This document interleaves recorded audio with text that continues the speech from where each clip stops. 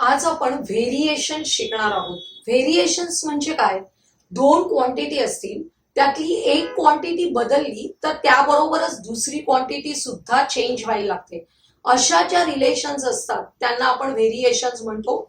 दोन टाईपचे व्हेरिएशन्स असतात, direct variation and inverse variation. सुरुवातीला आपण डायरेक्ट व्हेरिएशनचं एक्झाम्पल बघूया. बघा, नंबर ऑफ पेन्स, आपण बाजारातून पेन विकत घेतोय. जर नंबर ऑफ पेन्स इन्क्रीज केले तर त्या कॉस्ट ऑफ द पेन्स सुद्धा इन्क्रीज होत जाते. या एक्झाम्पल मध्ये काय होतं, नंबर ऑफ पेन्स इन्क्रीज केले तर कॉस्ट ऑफ द पेन्स सुद्धा इन्क्रीज होत जाते. किंवा जर मी नंबर ऑफ पेन्स डिक्रीज केले, इथे 5 आहेत त्याच्यापेक्षा ऐवजी मी 2च पेन घेतले तर मला 10 रुपीज लागणार आहेत. म्हणजेच काय झालं, पेनांची संख्या कमी केली तर कॉस्ट ऑफ द पेन सुद्धा कमी होणार आहे. अशा प्रकारे जेव्हा one quantity decreases, another quantity also decreases. One quantity increases, then another quantity also increases. असे जे रिलेशन्स असतात त्यांना आपण काय म्हणतो, डायरेक्ट व्हेरिएशन्स असं म्हणतो. आता डायरेक्ट व्हेरिएशनची काय प्रॉपर्टी आहे, आपण कसं ओळखायचं याच्यामध्ये डायरेक्ट व्हेरिएशन आहे. बघा, या टेबलमध्ये आपण number of pens and cost of pens घेतलेले आहेत. नंबर ऑफ पेन्स साठी एक्स हे व्हेरिएबल घेतलंय आणि कॉस्ट ऑफ पेन्स साठी वाय हे व्हेरिएबल घेतलेलं आहे. आता मी एक्स अपॉन वाय हा रेशो काढतेय या सगळ्या एक्झाम्पल्ससाठी. पहिल्या एक्झाम्पलसाठी जिथे 5 पेन्स आहेत आणि कॉस्ट ऑफ 5 पेन्स 25 आहे, त्याच्यासाठी मी एक्स अपॉन वाय ची व्हॅल्यू काढते. काय होतं बघा, 5 अपॉन 25 रिड्यूस फॉर्म मध्ये करायचे. 5 1 5, 5 5 25 म्हणजे 1 अपॉन 5 असा रेशो मिळतो आपल्याला. एक्स अपॉन वाय ची व्हॅल्यू मिळाली 1 अपॉन 5. आता सेकंड बघा, 10 अपॉन 50. 10 अपॉन 50 मध्ये रेशो काढायचे एक्स अपॉन वाय. परत 10 1 10, 10 5 50 म्हणजे एक्स अपॉन वाय रेशो काय मिळाला, 1 अपॉन 5. असाच सगळ्या एक्झाम्पल मध्ये तुम्ही जर रेशो काढलात तर तुमच्या लक्षात येतं X upon Y is equal to 1 upon 5. एकच नंबर आलेला आहे सगळ्यांकडे, म्हणजेच काय, X upon Y is constant. म्हणजेच आपल्या लक्षात येतं की X upon Y is constant in every direct variation. Direct व्हेरिएशनच्या एक्झाम्पल्स मध्ये एक्स अपॉन वाय कॉन्स्टंट असणार आहे. याचाच अर्थ X upon Y is equal to K. K is any constant. जे या एक्झाम्पल मध्ये काय आहे, 1 अपॉन 5 आहे. या एक्झाम्पल मध्ये कॉन्स्टंट आहे 1 अपॉन 5. आपल्याला रिलेशन मिळतं X is equal to Y into K किंवा के इंटू वाय. हे आपलं इक्वेशन ऑफ व्हेरिएशन होतं की ज्याच्या आधारे या टेबलमध्ये मला जर एखादी व्हॅल्यू दिली नसेल, ही व्हॅल्यू दिलेली नाहीये, मला इथे फिल इन द ब्लँक्स दिलेलं आहे. लक्षात येते, हे काहीच आपल्याला दिलेलं नाहीये. इथे फिल इन द ब्लँक्स असेल तर मला या बाकीच्या टेबलच्या आधारे याची व्हॅल्यू काढण्यासाठी आपल्याला या रिलेशनचा उपयोग होतो. लक्षात येते. तर डायरेक्ट व्हेरिएशन मधले असलेले एक्स अँड वाय आहेत, हे आपण चिन्हांच्या स्वरूपात सिम्बॉलिकली कसे प्रेझेंट करू शकतो. X is directly proportional to Y. हे जे साइन आहे ते प्रपोर्शनल साठी वापरलं जातं. X is directly proportional to Y असं आपल्याला वाचायचंय. यावर बेस्ड आपण एक्झाम्पल्स बघणार आहोत. त्याच्या अगोदर आपण इनव्हर्स व्हेरिएशन पण बघूया. या टेबलमध्ये तुम्ही लक्षात घ्या, speed in kilometre per our दिलेला आहे आणि टाइम रिक्वायर्ड इन अवर दिलेला आहे. याच्या व्हॅल्यूज कडे तर तुम्ही लक्ष दिलं तर तुमच्या लक्षात येईल की स्पीड जसा इन्क्रीज होतोय, स्पीड आपला इन्क्रीज होतोय, तसा टाइम रिक्वायर्ड डिक्रीज होतोय. म्हणजे एक क्वांटिटी इन्क्रीज झाली की दुसरी क्वांटिटी डिक्रीज होते. अशा प्रकारचे जे एक्झाम्पल्स असतात ते कशामध्ये येतात, इनव्हर्स व्हेरिएशन. लक्षात घ्या, एक क्वांटिटी इन्क्रीज झाली की दुसरी क्वांटिटी डिक्रीज होत असेल तर ते इनव्हर्स व्हेरिएशनचे एक्झाम्पल्स आहेत. याच्यामध्ये काय होणार आहे बघा, एक्स हे आपला स्पीड असेल आणि वाय टाइम रिक्वायर्ड असेल, तर या दोघांचा रेशो काढून बघा, मगाच्या सारखा कॉन्स्टंट येतोय का, नाही येतोय. याच्यामध्ये आपल्याला प्रॉडक्ट कॉन्स्टंट आलेला लक्षात येतो. 20 × 6 सो 20 मल्टिप्लाइड बाय 6 120 येते. इथे बघा 30 इंटू 4 मल्टिप्लिकेशन 120 आलेलं आहे. त्याचप्रमाणे 40 इंटू 3 मल्टिप्लिकेशन 120 आहे. 60 इंटू 2 मल्टिप्लिकेशन 120 आहे. म्हणजे तुमच्या लक्षात येईल की अशा प्रकारे आपल्याला product of these two quantities is constant, म्हणजेच X multiplied by Y is constant in inverse variation. Inverse variation साठी हे अतिशय महत्वाची गोष्ट आहे, आपल्याला लक्षात ठेवायची. इनव्हर्स व्हेरिएशन सिम्बॉलिकली कसं लिहायचं बघा. x is inversely proportional to y. Inversely proportional असेल तेव्हा इथे 1/y घ्यायचंय. डायरेक्टली प्रपोर्शनलला आपण डायरेक्ट y घेतो. इनव्हर्सली प्रपोर्शनल असेल तेव्हा हे साइन तेच वापरायचंय, फक्त इथे 1/y घ्यायचंय. x is inversely proportional to y. लक्षात येते. म्हणजे आपण हे चिन्ह काढून टाकायचं असेल तर इक्वल टू साइन घेऊन कॉन्स्टंट घ्यायचा. x is equal to k upon y, where k is a proportionality constant. म्हणजेच x into y is equal to k. हे आहे इक्वेशन ऑफ व्हेरिएशन. आपल्या 8th स्टँडर्डच्या अभ्यासक्रमामध्ये आपण हे सर्व शिकतो. मला जर असं सांगायचं असेल x is inversely proportional to y square, तर मी कसं लिहिणार. x is inversely proportional to y square. लक्षात येते. याच्यामध्ये काय होणार आहे. x is equal to k upon y square, म्हणजेच x इंटू y स्क्वेअर ची व्हॅल्यू कॉन्स्टंट असणार आहे. लक्षात येते. असे वेगवेगळे एक्झाम्पल्स तुम्हाला पाहायचे, आपण बघूया यानंतर. फर्स्ट क्वेश्चन बघा. If the cost of 18 bicycles, किती सायकल आहेत 18 bicycles is 21120, then what will be the cost of 12 such bicycles? आपण बघितलं पेनचं एक्झाम्पल आहे. जसं नंबर ऑफ पेन्स इन्क्रीज झाले की कॉस्ट ऑफ पेन्स इन्क्रीज होणार आहे, तसंच हे बायसिकल्सचं एक्झाम्पल आहे. नंबर ऑफ बायसिकल्स इन्क्रीज झाले की कॉस्ट ऑफ बायसिकल्स इन्क्रीज होणार आहे. म्हणजेच याच्यामध्ये कोणतं व्हेरिएशन आहे. Direct variation. आणि डायरेक्ट व्हेरिएशन मध्ये आपण बघा टेबल तयार करूया. X and Y. 18 बायसिकल्स असतील तेव्हा व्हॅल्यूज किती आहे त्याची 21120. आणि आता बायसिकल्सचा काउंट आहे 12. द कॉस्ट ऑफ 12 बायसिकल्स किती असेल ती आपल्याला काढायची आहे. लक्षात येते. आपण ही जी व्हॅल्यू आहे ती समजा वाय, आपण तिथे वाय ठेवलं तरी चालेल किंवा तिथे काही बॉक्स ठेवूया. सध्या बॉक्सच्या ऐवजी आपण अक्षर घेऊया एम. काढायला सोपं जातं आपल्याला. आपल्याला काय करायचंय बघा. डायरेक्ट व्हेरिएशन आहे आपण ठरवलं. डायरेक्ट व्हेरिएशन मध्ये काय होत असतं. Ratio of X upon Y is constant. बरोबर. X upon Y is equal to constant in direct variation. याचाच अर्थ 18 अपॉन 21120 याचा रेशो जेवढा आहे तेवढाच 12 अपॉन एम चा रेशो आहे. आता आपल्याला या एम ची व्हॅल्यू काढायची आहे. क्रॉस मल्टिप्लिकेशन करायचं. 18 multiplied by M is equal to 12 multiplied by 21120. आपण एम ची व्हॅल्यू काढतोय 12 इंटू 21120 डिव्हायडेड बाय 18. हे सगळं कॅल्क्युलेशन तुम्हाला करायचंय. कॅल्क्युलेशन केल्यानंतर तुमच्या लक्षात येईल की आपल्याला आन्सर येतं 31680. लक्षात येते. आपल्याला या सगळ्या चॅप्टर्स मध्ये मल्टिप्लिकेशन डिव्हिजन खूप इम्पॉर्टंट आहे. आता सेकंड क्वेश्चन बघूया आपण.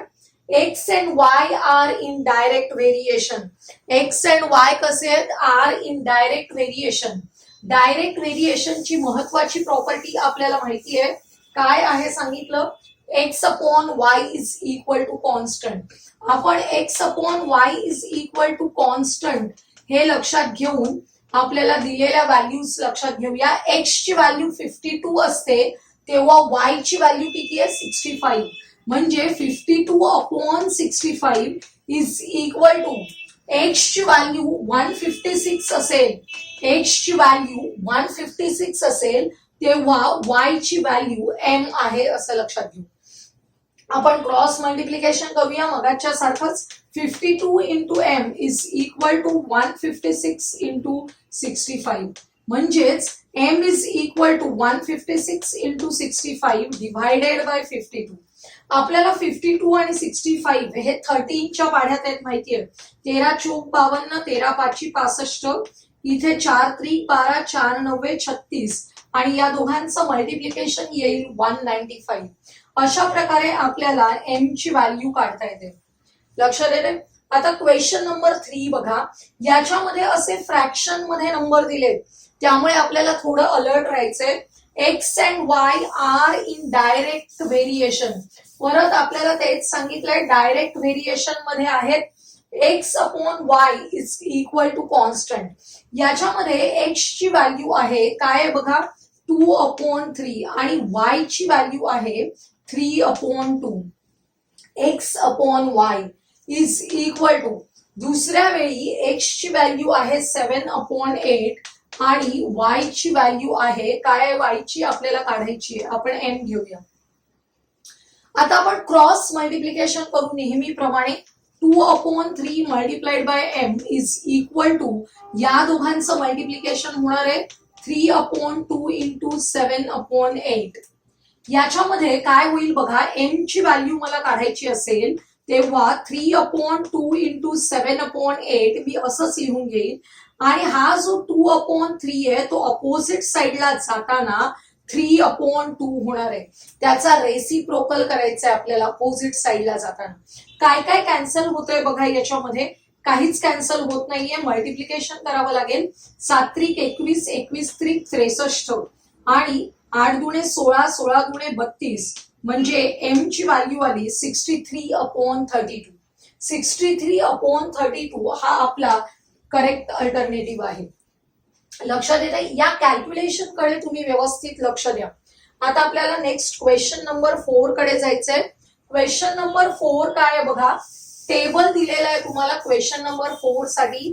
हा जो टेबल आहे त्या टेबलचं निरीक्षण करायचंय आणि सांगितलंय which is the correct statement. या टेबल वरून आपल्याला ठरवायचंय की करेक्ट स्टेटमेंट कोणतं आहे. आता टेबल मध्ये अगोदर आपण काय काढून बघायचं, एक्स अपॉन वाय हा रेशो कॉन्स्टंट आहे का बघायचं. नसेल तर एक्स आणि वाय चा प्रॉडक्ट कॉन्स्टंट आहे का बघायचं. आपण आता एक्स अपॉन वाय चा रेशो बघूया. 0.3/0.9. दोन्हीकडे सारख्याच स्थळांनी डेसिमल पॉइंट आहे म्हणजे तो कॅन्सल होईल आणि 3/9च राहील.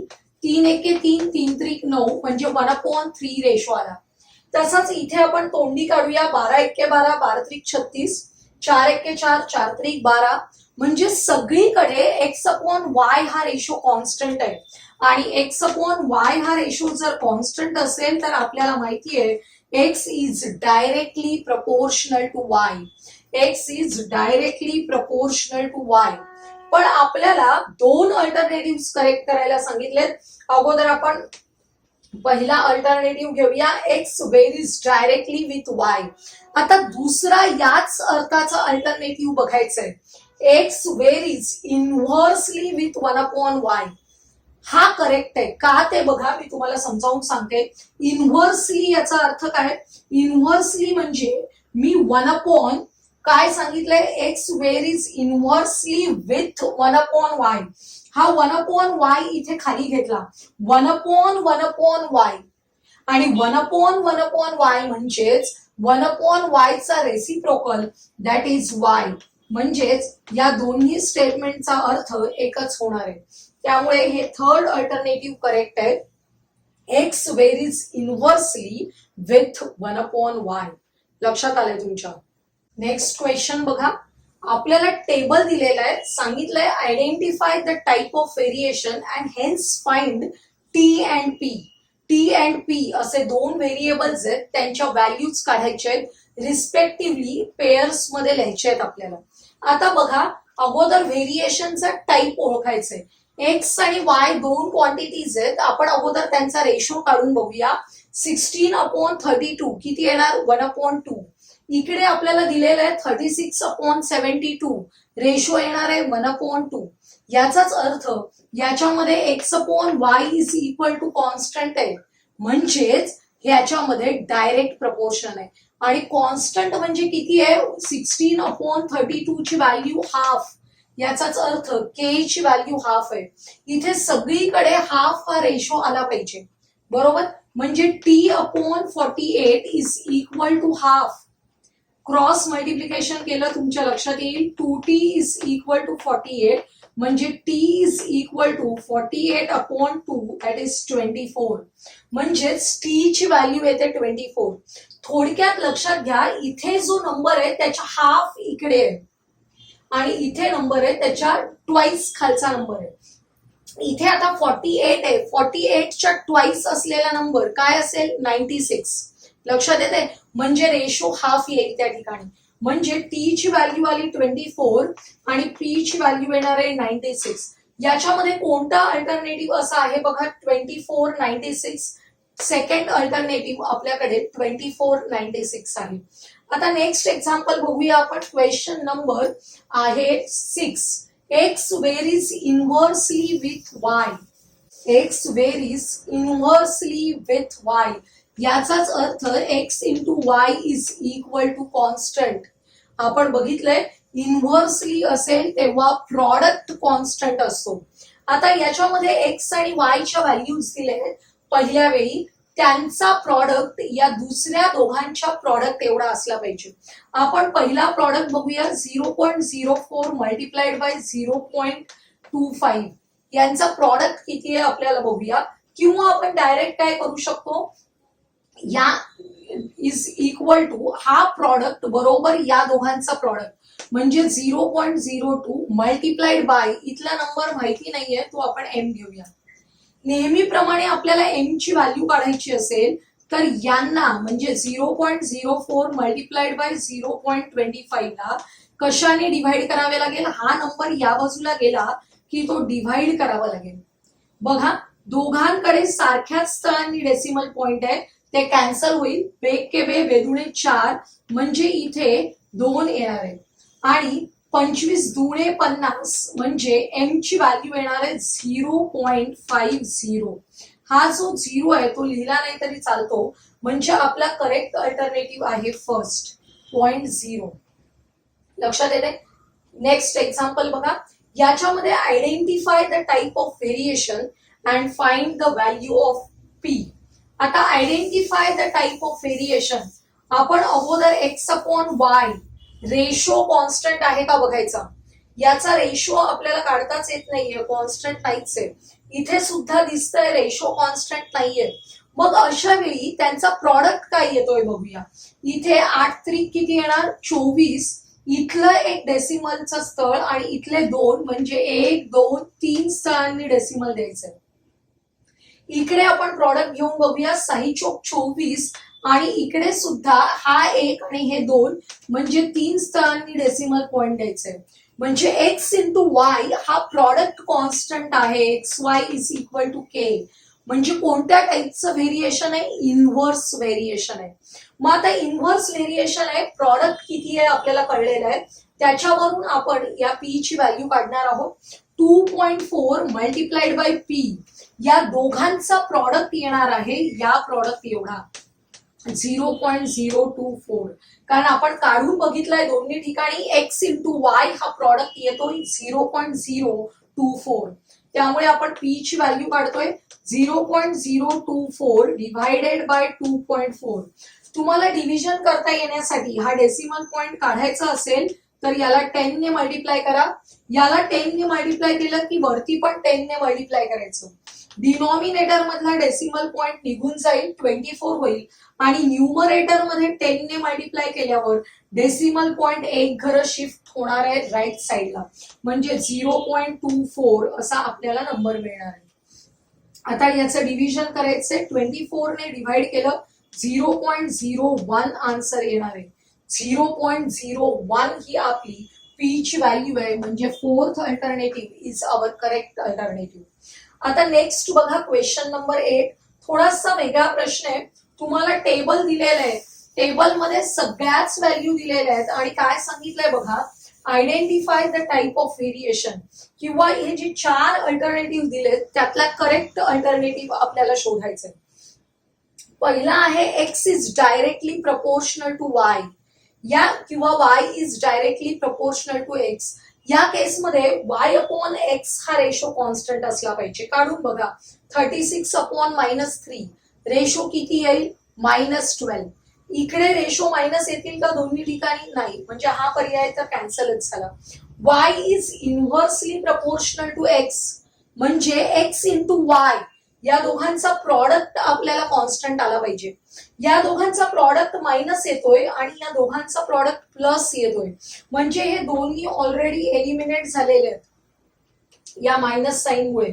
आता Y is proportional to x square आपण बघूया काय होतंय ते. Y is proportional to x square म्हणजेच आपण हे स्टेटमेंट जेव्हा असं असेल तेव्हा त्याचा अर्थ होतो की y is proportional to x square आहे. Y is proportional to x square याचा अर्थ वाय अपॉन एक्स स्क्वेअर हा जो रेशो आहे तो आपल्याला कॉन्स्टंट येणार आहे. बरोबर. तर आता वाय अपॉन एक्स स्क्वेअर आपण काढून बघूया. वाय ची व्हॅल्यू आहे 36 अपॉन एक्स स्क्वेअर म्हणजे -3 चा स्क्वेअर किती येतो 36 अपॉन -3 स्क्वेअर आहे +9 म्हणजे 9 चोक 36 4 आला. त्याचप्रमाणे इथे पण काढायला सोपं आहे बघा. 64 divided by 4 square that is 16. इथे पण 4 येणार आहे आणि त्याचप्रमाणे इथे 4 येणार आहे म्हणजेच इथे रिलेशन काय आहे Y is directly proportional to x square. या मायनस साइन मुळे खरं तर हे सगळे ऑलरेडी एलिमिनेट झाले आणि आपल्याला लगेच हे थर्ड आन्सर मिळालेलं आहे. लक्षात येते. इथे पण क्यूब आहे. क्यूब असेल तर मायनस नंबरचा क्यूबच येतो. क्यूब मायनसच येतो त्यामुळे हा पण अल्टरनेटिव्ह आहे तो ऑलरेडी एलिमिनेट होणार आहे म्हणजे तुम्हाला हा करेक्ट अल्टरनेटिव्ह लगेच शोधता येणार आहे.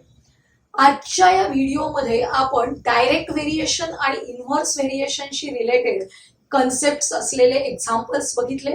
आजचा हा व्हिडिओ तुम्हाला आवडला असेल तर लाईक करा, तुमच्या मित्रमैत्रिणींना शेअर करा आणि पुढील महत्त्वाचे व्हिडिओज पाहण्यासाठी आपल्या चॅनलला सबस्क्राईब करायला विसरू नका.